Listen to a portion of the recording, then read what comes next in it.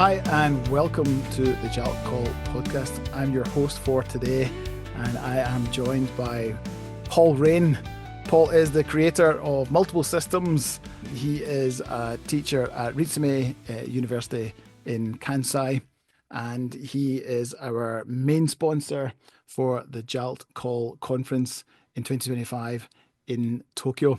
Paul, after completing a CELTA at York English Language Centre in 2006. He moved to Japan to start English language teaching. He followed up the CELTA with a master's degree in TEFL from the University of Birmingham in 2012. And since then, he's been teaching English at Japanese University and developing lots of different technology and system. His specialities are computer-assisted language learning, of course, and technology-enhanced learning with different applications and interventions. Paul has developed several web-based language teaching and learning platforms, including ABAX LMS, which powers the e-learning behind ABAX's award-winning ELT publications, and Zengengo, which is used by hundreds of teachers and thousands of students around the world to teach and learn a variety of languages. Zengengo also powers the e-learning behind the publications of Perceptia Press, another award-winning Japan-based publisher of ELT textbooks. Paul, welcome to the pod. Hello, thanks for that, Brian. That was a wonderful introduction. Thank you. Well, most of it I've taken from your website, which makes life a lot easier Yes. for us here. Yeah.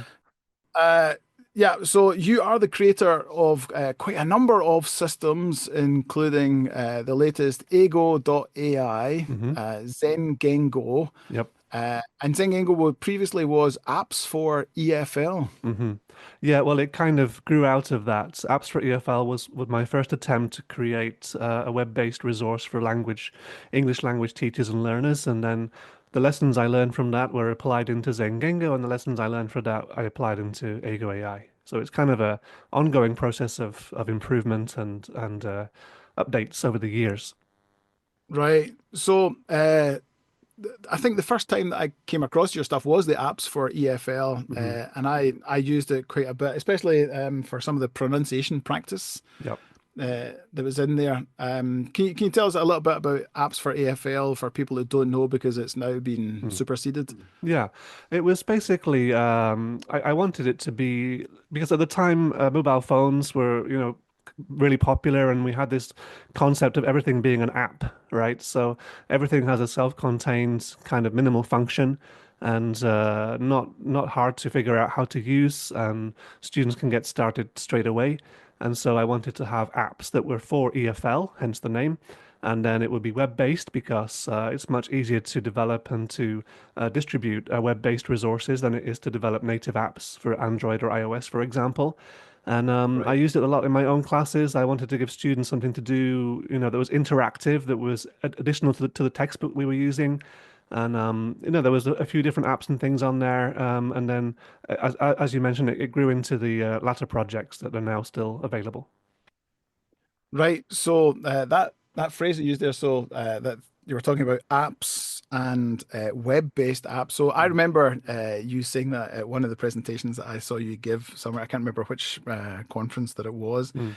And I thought, yeah, exactly. It has to be web. It has to be web-based. I think you said at that time that web-based was going to take over just the standalone apps, and I think like very much so now Mm. that that has come to fruition. So you obviously you had good insight there. So Thank you. before we go on to talking about the text that you've developed, so you've been a Jalt Call member for quite a number of years. Uh, Previously, you were the programs chair, which is now the position held by Jeff Carr. Yeah, I think I joined, would have been around 2011, 2012 as a regular member. And then I wanted to become more actively involved. So I became I auditioned or I applied to be the program chair and was elected as in that position. And I did that for a few years, I think 2013 to 2017. And then I became a member at large, mainly because I was focusing more on my businesses and my platforms, and I didn't want there to be any kind of conflict of interest with what the work I was doing at Call. I can't be a member at large and a sponsor, so that's why I stepped back from that, and I think it worked out pretty well in the end. Right. Of course, you have a very good website, which is called paulsensei.com. Thank you. Very apt name. And Yeah. so on that website there, I can see that the website's been running since 2013. Um, Yeah. the first entry I saw there was a write up on Cam Teasol. Right, yes. So that, I mean, that probably coincides with when I first started actively participating in the call sig. And I used it as a blog, but all for my call related, blog ideas and blog posts. And whenever I traveled to different conferences or, I heard about interesting apps, I would post it on paulsensei.com. It's been inactive for about a year now, as you may have noticed, because I'm just too busy with all my other projects. But I mean, it's nice to keep a blog running like that. I think I ran it for about 10 years. And then, there's other, I think then, things like Twitter and Instagram and that kind of became more popular. And that's the way people, discover new apps and things. So the Mm. combination of that and also my other commitments, I kind of step back from that a bit. Yeah. Yeah, so I mean, I have my own website too, and I catalog all of my stuff just because it's easier to have it all in one place. So obviously, this Paul Sensei website is really good to go back, and so it's obviously like a timeline summary of Yep. of 10 years of conferences, and obviously there's quite a lot of uh, in some places you've got links to like every single service that you managed to come across, and you've given some kind of like good quick detail on each of those. So I think we'll have those. We'll have the link in our show notes. So encourage people to go and have a poke around and see all the stuff that happened in the last 10 years. Thank you. Yeah, it's Yeah, very interesting to look back. I mean, some of the apps are still around. Some of them were kind of flash in the pan and they disappear overnight. right, Others were around for a while and then kind of faded away or were renamed to another service. This kind of thing happens a lot. We also have link rot, which you share a link and after a number of years the link is no longer valid. right, That's the big problem with writing books on call, I think, is link rot because you can't update the link easily after the book's been published. right. But I think it's interesting, particularly during COVID. I did this article, the latest one I think you can see, which is about virtual worlds. Hmm. And I think I reviewed six different services, and three of them have since shut down. So Hmm. it's funny how the exigencies of COVID, prompted companies to develop all these virtual meeting places, and then half of them didn't survive after COVID. So it's interesting to Yeah, look at that yeah, as well. I think. yeah. Yeah. They disappear very, very quickly. But I think it's also good to have that kind of catalog so that you can go back and you can see like what the trends were of the things that were successful, and the ones that didn't make it. So of course, like, I have a For lot sure. of Yeah. use of Google stuff, Google Circles. I quite liked, and I get into that, but of course it died. There's quite a lot of even what was the Google sticky notes? That was There's been a few different services. I mean, yeah, even a company as big and successful as Google has the occasional big swing and a miss, yeah, And I mean, Apple had Ping, which is a kind of a music service sharing social network that didn't really work, and right, right, there was right. Google Orkut, I think, which was popular in South America but nowhere else, and yeah, Google Circles that shut down, and then there were, there's various Those different, was good. social network. I think a lot of the big tech companies were trying to compete with Facebook for a while and then they figured out they couldn't, and then Facebook evolved into Instagram, and then was overshadowed by TikTok, and yeah, so Right, right, things right. evolve, right? Things move on, and I've noticed that my Facebook stream is quite quiet these days, and Uh, and right, people right. move on to other platforms, but it's all good. I mean, every platform has its own particular kind of niche purpose, I think, so For that's sure, good. for sure. So I want to pick out one of the items, which was back in 2014. So you attended what you called the Stylish and Forward-Thinking Canada University of International Studies Paperless 2014 conference. Yeah. And so there, of course, it's paperless, so everything was digital. You've got quite a catalog there of the digital things that. How Mm. did that go, and where did it lead to?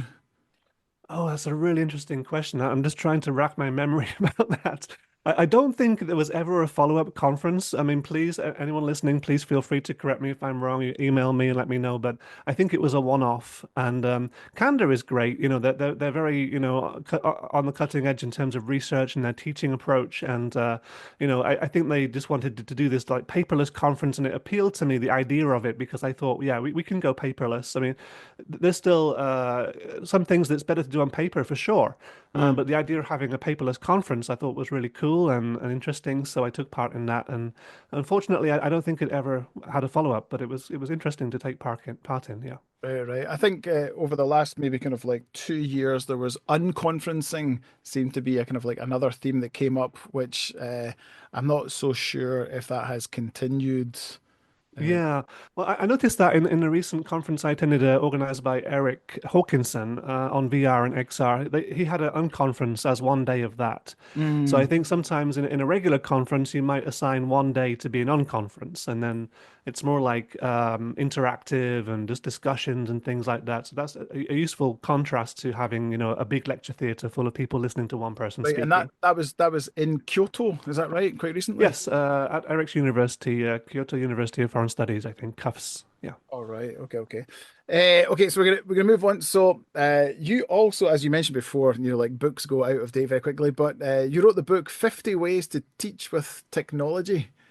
Yes, I did. Yeah, that was published through Dorothy Zamack's publishing company, and yeah, I thought there was lots of different 50 ways titles around at the time, and I thought wouldn't it be nice to have a 50 ways to teach with technology? And I already had all these tips that you've seen on my blog, and Mm, I thought I could assemble some of those into a book, and then we did one version I think that was ebook only, and then we rewrote it longer for the paperback version. right. And so there's two versions I think that people can still buy now. Right. Okay. Okay. Yeah. So I also have a few things that I've made with Kindle Direct Publishing and then put them out on Amazon. The latest of which was the Okinawa JAL post-conference publication. So they had a conference back in October. I'm their publications chair, I guess. Hmm. And so yeah, it's quite a quick way to put a book out, and it gives you the chance to do edits later. I think people should Yeah, look into that. it's nice. I think KDP is really good. Actually, I put another book out on KDP as well, but it wasn't as well received as the technology one. And then I decided after that I would stick with websites. So Right, I had a little foray into publishing, and I thought, it's just something that you have to really put a lot of time and effort into to get the audience to buy the book. And right, the good thing about KDP is that it's print on demand or distribute on demand. So if nobody buys the book, then there's no upfront cost for you. right. Life Just is the easy. time that you spent writing it, of course. Of course, of course. But I like KDP, and it's a good way to distribute, books and things, and to compensate the author directly, rather than having a 10% royalty from a big publishing company. You're going to get 100% or 90% or whatever it is of the price of the book. So that's Right. good as Okay. well. Okay. Yeah. So there's another little book I see that you'd written. Was it Journey to Mars with Atama Yep. Books? Yep, that was a great experience as well with Marcos Benavides, who I think is still teaching at Oberlin University. He started his own publishing company, Atama E, and he had this great idea to do multipath graded readers. Remember the old Choose Your Own Adventure books? Remember those? Hmm. Yep. And so he kind of was inspired by that to do the same thing, but for the EFL, ELT kind of audience. And so they were graded readers. They were simplified. They had, multiple endings, and they're available to purchase, I think, still directly through Atama E or through, they're on X Reading platform, and also, I think, through Amazon Kindle as well. Yeah. Yeah. I mean those books they're I think so the Kindle digital version's Mhm. 461 yen. So I mean it's Yep. definitely Bargain. it's a bargain. And they're a bit different from the average graded reader because, of course, they allow the reader to make a decision at certain key points in the story, which is a really nice way of keeping them engaged in the story. Right, okay, everybody, that's us for part one. Join us in part two, where we're going to dive into Ego AI. So we'll see you after the break.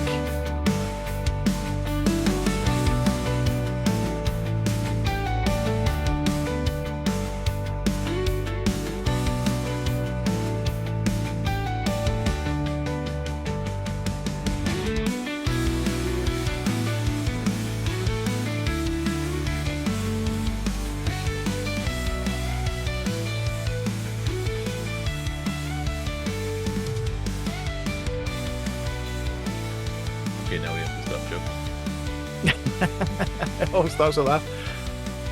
All right, welcome back, everybody, to section two. I'm your host for the day, Brian Gallagher, and I'm here with Paul Raine. And we've also been joined by Jeff Carr. Jeff, of course, is the programs officer for Jalt Call currently, and of course, Paul, as you heard in the first section of the show, Paul previously was the programs chair. Paul, let's carry on from the first section. So we mentioned some of the technology that you've developed. So of course there was ABAX, LMS, or is it ABAX, IBAX, ABAX? ABAX or ABAX, yeah, I think. Right, Yeah. right, okay. Zen Game Go. You were doing stuff Mhm. with Perceptia Press. So many people maybe know you through Zen Gengo. So for people that don't know about it, so Zen Gengo is a system that uh, allows students to, well, Paul, maybe you're better to explain as you created it. Uh, Yep, for sure. as far as I know, there's lots of things that we can do, like audio recording and Yep, speaking drills. So can you fill yep. us in? Yep. Well, so it was the successor to Apps for EFL, as we talked about before, and it was more kind of heading toward a LMS where you'd have students enrolled in courses. You could create lessons and courses and assignments. And we started with 10 assignment types. We're now down to 8 because of the various technical changes, but there's still plenty of scope to create content for every possible skill that you could think of. We've got speaking assignments, we've got, gap fills, we've got listening activities. So, lots of teachers use that to create supplementary materials for their classes currently. Uh, and Zen Gengo, is it a standalone system Mm. or Yeah. yes, a standalone? Well, it integrates with Google Classroom to some extent. But that's currently, yeah, the only platform it integrates with. I'm hoping in the future, with future platforms, to improve and add more integrations, maybe Google Classroom and other platforms like that. But for the time being, yeah, Google Classroom. But you're free. You're not tied to any textbook or anything like that. No, So yeah. almost any teacher could use this system, and it's not even Mm. limited to Japan, right? It would be Right. global. Right. I mean, in terms of content integrations, yes, you're not limited. And I should also mention the English Gym, which is John Carl's textbook series. We also power the online component behind that, and also yeah, Perceptia's catalog and a few others. Yeah. Yeah. So Right. teachers can use it to create materials for themselves. Schools can buy a subscription if they have like multiple teachers wanting to use it, and also publishers can come and create content and then to supplement their textbooks or as standalone content as well. All right. Okay. So some of the features that you have audio recording, there's multiple choice questions, there's Mm. speaking drills, text gap fills, text to Yep. text, Yep. video gap fills, video recording, Mm. vocab test, written report. Mm. Yep. Do does that system have voice to text? So yeah, so of the major AI technologies, so there's what I think of the four major ones for English language teaching or language teaching. You've got TTS, text to speech, ASR, automatic speech recognition, and you've got generative AI, and you've got machine translation. So four technologies that present challenges to language teaching and learning, but also prevent opportunities and affordances as well. Right. Okay. So for me, a number of years ago, maybe you guys don't know, I fell down and I broke my wrist, uh, almost like completely back upon itself, and I had to have Yeah. a very quick operation where I had a titanium bar put into my wrist, and I basically had to start from zero. Like I Uh-huh. couldn't even touch a pencil, the pain was so intense. But now I can play my ukulele, I can use my keyboard. I'm avoiding dangerous sports, but during that Mm, time, mm, it was a time where I couldn't touch a keyboard, and so at that time I was trying to use voice to text to try and Hmm. just help me get through the day. Yeah. And at that time, I don't think it was really so commonplace or well developed. And so that technology there, I've got a special penchant for. Mm. I tried it in mm. Google Docs to try and make. There's always a kind of lag with that. Mm. So I think that if any of these technologies come along, I think also for students as well, Mm. being able to a computer to be able to understand them.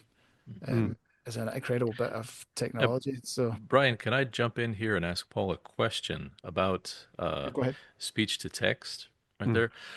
Paul, I know that one of the major challenges for a speech to text program like Zengengo would be handling students who deal with lexical difficulties by translanguaging in the middle of a sentence or the middle Mm. of a paragraph like that. I noticed that uh, Microsoft Teams has gotten somewhat better at that recently, but I'm wondering, how do you handle that with Zengengo when clearly maybe it's a pronunciation problem or maybe it's a kind of lexical compensation when a student goes into multiple language use?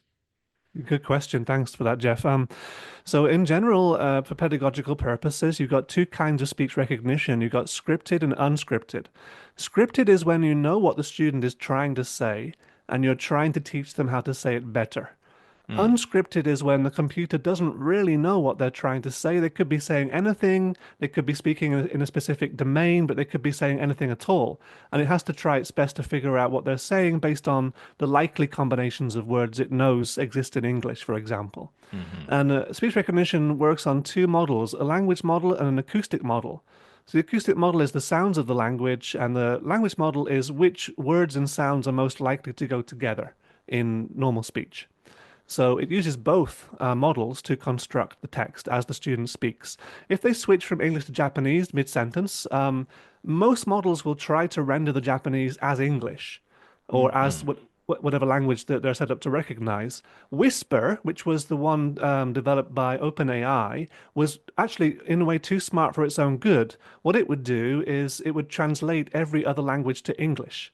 So Oh if the my. student said, "My name is Paul, Osaka ni sandemasu," then the transcript would come out as, "My name is Paul, I live in Osaka," Wow. which is That's useful for some brilliant. purposes, but Hmm. if you're trying to make sure the student can speak English, you don't want the system to translate for them.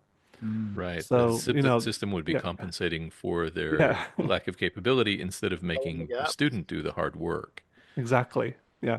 So, the different models have different functions like that. Sometimes they have these hidden features which are designed to ostensibly make the system better, but for pedagogical purposes don't work that well. So, Mm. yeah. That makes a lot of sense. Yeah. Thank you. That All right. answer satisfies my curiosity on Mm. that. I've often So wondered how it for works. Zengengo, for example, we used one system where it's a scripted system, so the computer knows what the student is trying to say, so we can give the computer a hint, and so I guess it's more on the lenient side. If they were speaking in quite a heavy katakana accent, for example, it would still recognize the sentence. But in some cases, you want to have accent reduction, and some cases you want to have intelligibility remediation, and they're not necessarily the same thing. So speaking more like an American or a British person won't necessarily make you more intelligible. Sometimes it'll make you less intelligible. So, Hmm. This is yeah, extremely true. I use Scottish English as an example with my students of a kind of English which is Clarity of clarity. Yeah. not, yeah, well, that's not the example that I use it for, Ryan, Mm. but of mutual unintelligibility in some cases, Yeah. and many students are quite surprised at, look, that is a wee baron. I mean, it's like it's a little Mm. different, I suppose. You want Yeah. us Uh, to start speaking a wee bit again, like a cup of tea of there you Master go. Tolly. Right. Okay. So let's kind of move on a little bit to that. So, of Mm. course, the upcoming JALT call conference is going to be in Tokyo in July, at the end of the July. And so, Paul, you are going to be the official sponsor with your new system, Ago AI. So, can you tell us a little bit about the Ago AI system?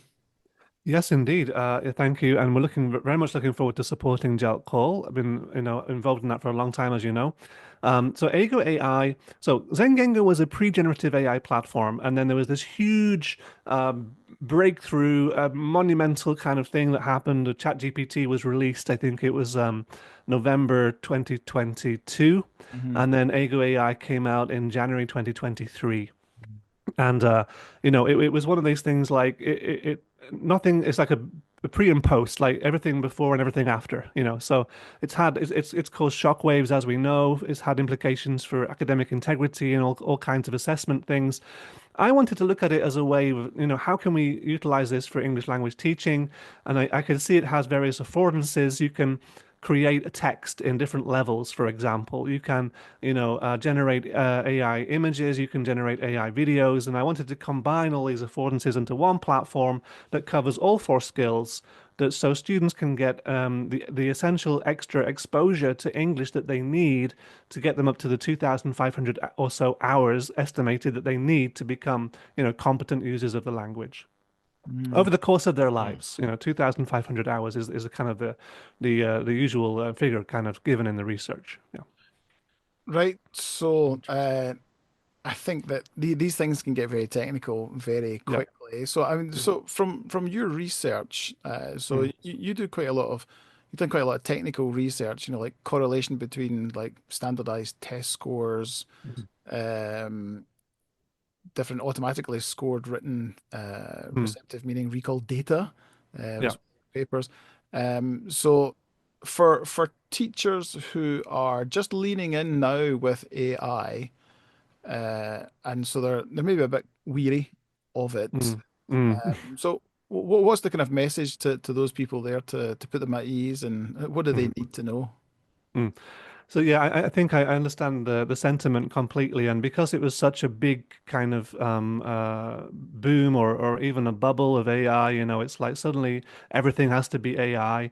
I don't think like that. I don't think everything has to be AI. I think it has a role to play.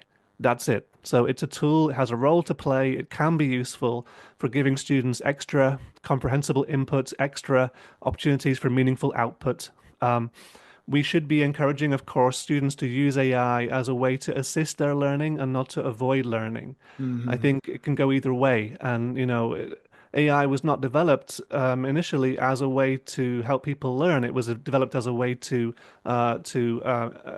imitate and to surpass human intelligence in specific domains. So we need to, be careful in the way that we introduce it into our classes so it can be used to assist rather than to avoid the learning process. And also, my intention with Ego AI is not to replace teachers. I think that's kind of a straw man or a red herring. I don't Hmm. think it's something we need to worry about, for the foreseeable future. I think it will supplement and augment the human-centered language learning process rather than try to replace it, which is not, I think, realistic. Right, right, right. Mm. Yeah, I think that sentiment Mm, absolutely. Paul, you used the word supplement and augment right mm, now, and a moment ago you repeated extra twice, or I think three times, as a concept for how a platform like Ego AI would be mm, used.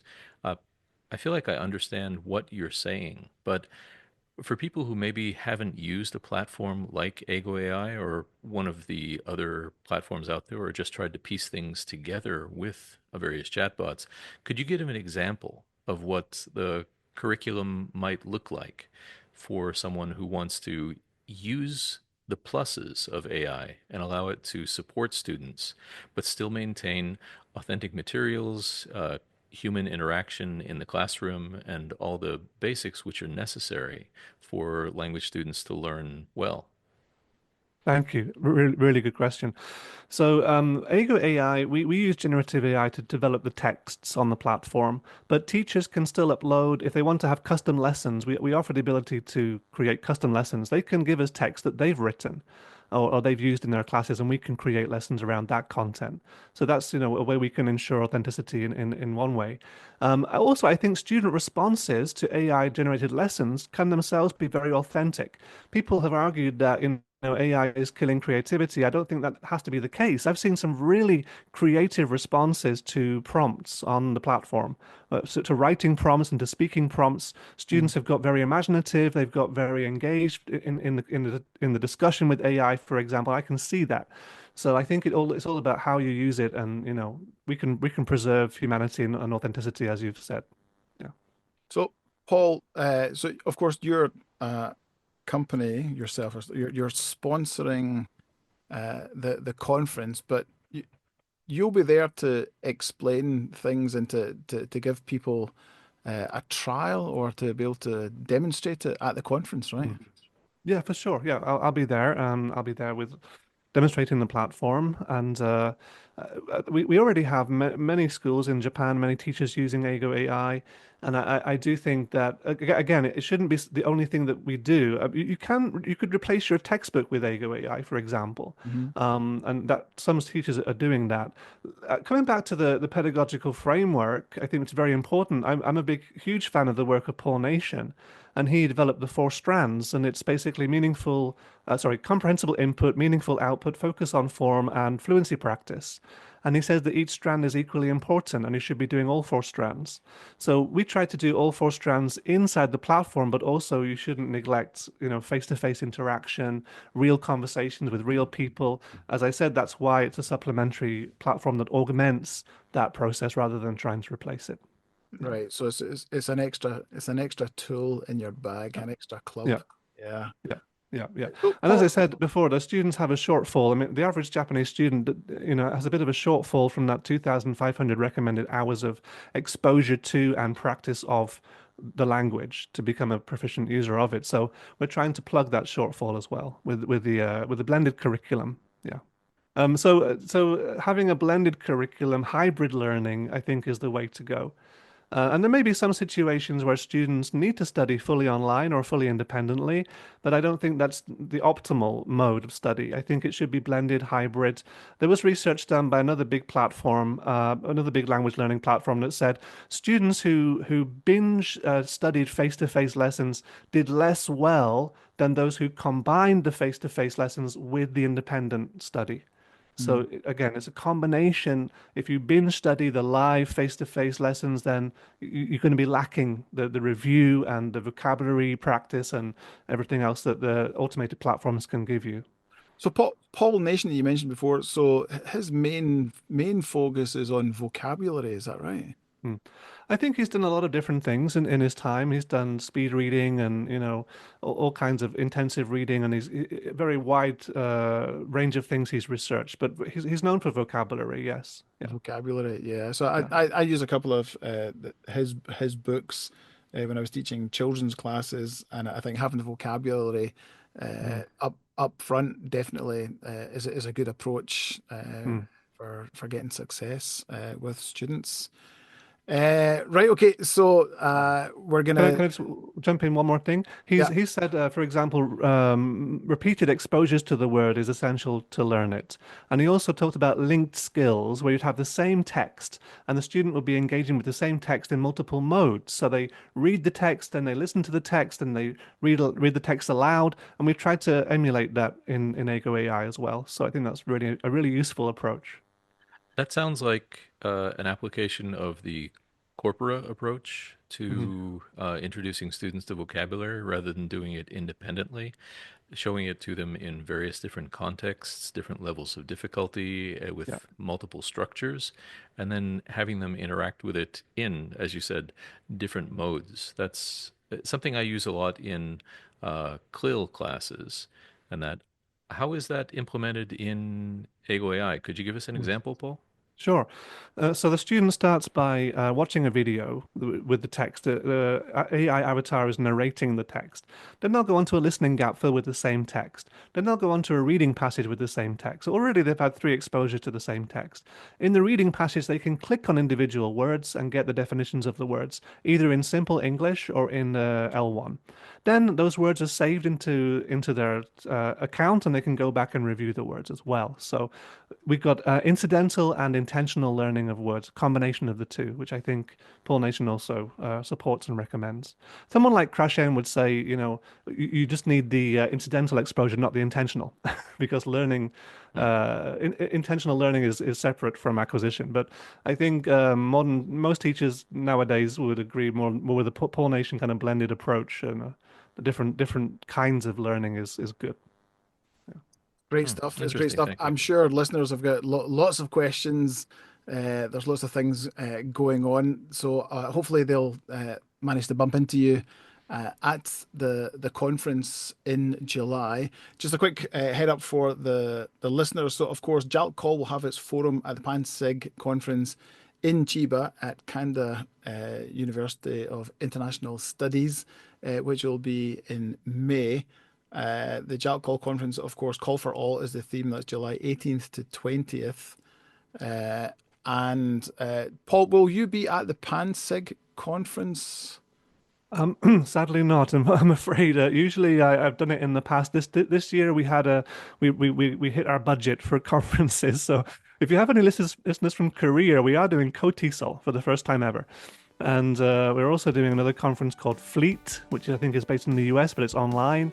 And we're also doing JALC National Conference. So we had to kind of pick and choose a little bit. We couldn't do everything, unfortunately, but PanSig is a great conference as well.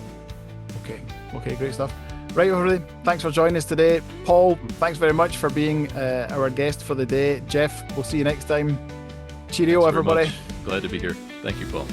Thanks, Brian. Thanks, Jeff. It's been a pleasure.